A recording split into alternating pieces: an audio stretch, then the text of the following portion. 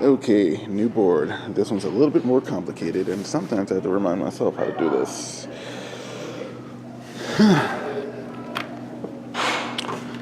Okay, this part's self-explanatory.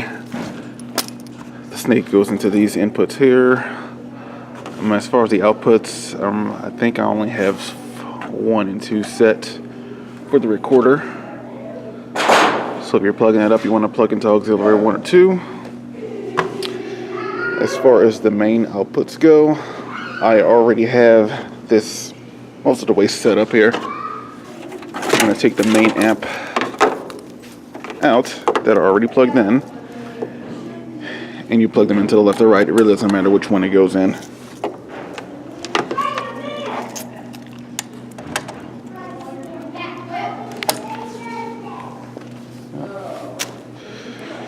Okay, Jacob just brought me the cables for the speakers here. They're actually not going to go into the board. They're going to go here. And you're going to go to the main amp, and they go here. And again, it doesn't really matter which one you plug it into. As long as they get plugged in, it's fine. So I'm going to plug those in here, and that's good to go. The board is connected to this. That's good to go. Another thing I already have set is this stuff. All of that can stay the same. Everything is connected to this, which I'm going to plug into. Let's see. I'm going to get that plugged in over there. Okay. I'm going to get the snake plugged in and continue this in a minute.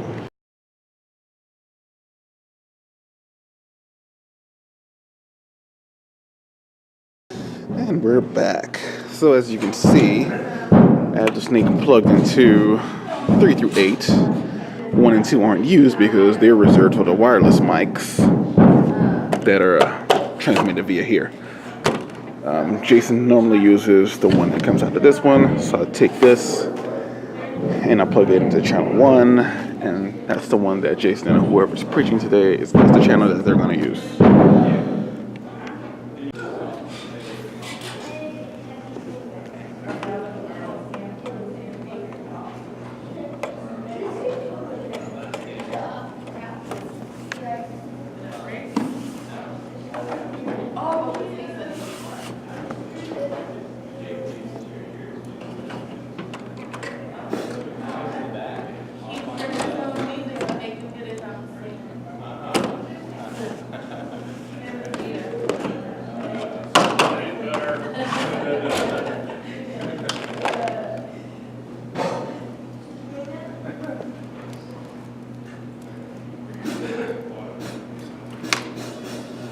Okay, next we're going to do the auxiliary outputs. We're going to use this port to go out to. We're going to use it to go out to both the camera and the recorder.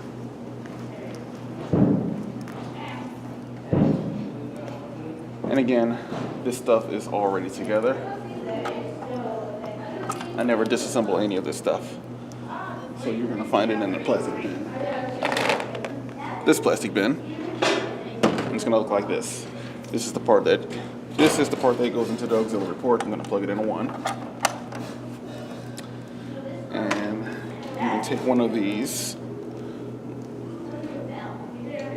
ends, and you can plug it into a camera if you're going to record, and you can plug it into this, a recorder, so it can record.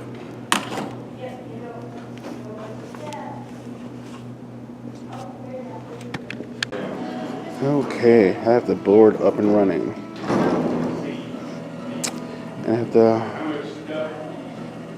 It's up and running and it's powered. But one thing you want to keep in mind is always turn this board on first. If you turn this on first, the board doesn't like that. It might go haywire and we'll lose all the presettings and everything. And then I'll have to go in and tune all the channels from scratch, which can be time consuming. And it can be especially time consuming for someone that's not familiar with how to adjust all these channels and what all these buttons do. So, yeah. Make sure you turn the board on first. So, if you want to play music, you also find this in that same plastic bin. You plug this into your iPad or your phone or whatever it is, and it'll play through channels 15 or 16. And you see the levels for that here.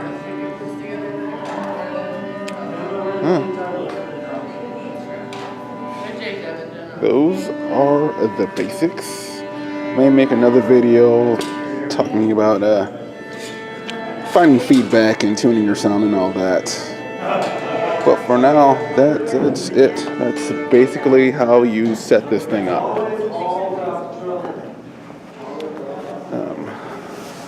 You want to make sure this bad boy is plugged in here. These go out to the board. Here's your snake. This goes to the wireless mic. And here's your music. Also, if you want to test the recorder to make sure it's getting a signal, press record once. And I think I have all the mics muted, so it's not playing anything. Let me unmute some mics here. And there we go.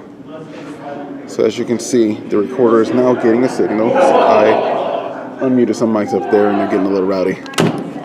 All right. If you get all that going, you're ready to get started. One more thing, I almost forgot. This recorder cannot be powered by the board like it can on the old board. That is the only drawback. So make sure you have this thing plugged into a power supply. You don't want to rely on the batteries because this thing will kill batteries quick. Yeah, that is it.